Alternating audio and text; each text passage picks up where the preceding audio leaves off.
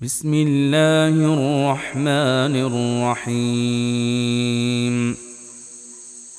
اللہ کے نام سے جو بڑا مہربان نہایت رحم والا ہے۔ سورۃ القریش۔ لإیلاف قریش، چونکہ قریش مانوس ہوئے، ایلافہم رحلۃ الشتاء والصیف، یعنی سردی اور گرمی کے سفروں سے مانوس ہوئے، فلیعبدوا رب هذا البیت،